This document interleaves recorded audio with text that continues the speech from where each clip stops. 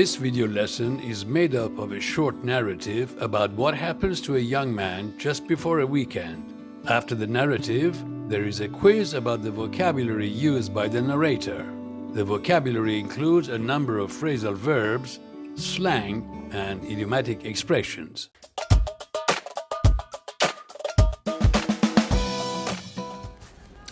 I was looking forward to the weekend with my gorgeous girlfriend Dakota. I was thinking of us catching up with friends, going to the beach, then going down to the pub to watch a local gig.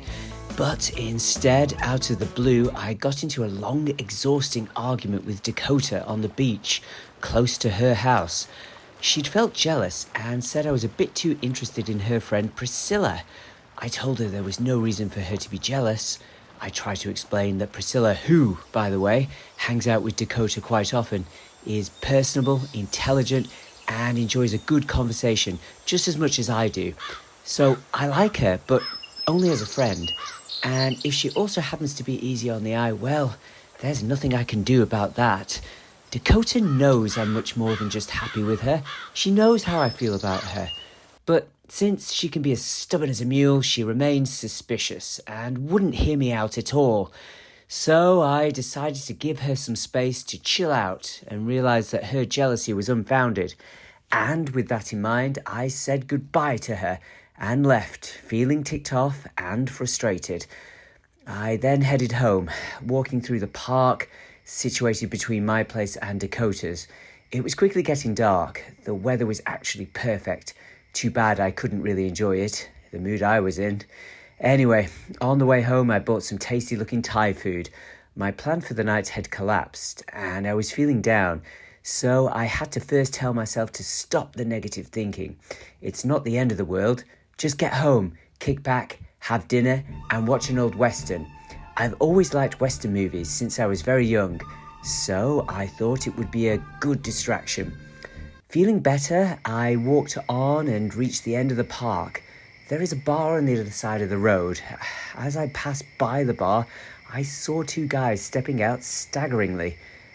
They had to have had a lot of drink inside them because they sure looked intoxicated. They were laughing and pointing their fingers at the sky. They suddenly noticed me and yelled, "Hey, come over here for a minute, please. We need a referee." I reluctantly took a few steps towards them.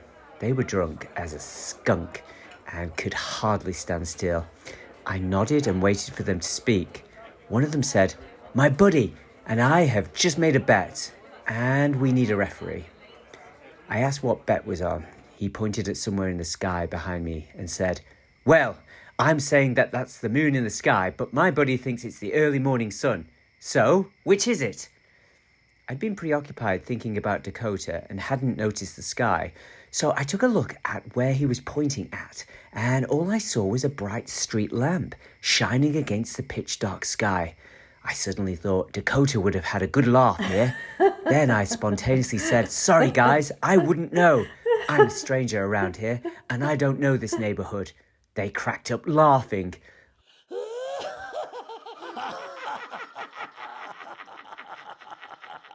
I felt silly but relieved. I smiled and admitted that I actually knew the neighbourhood well. They burst out laughing again.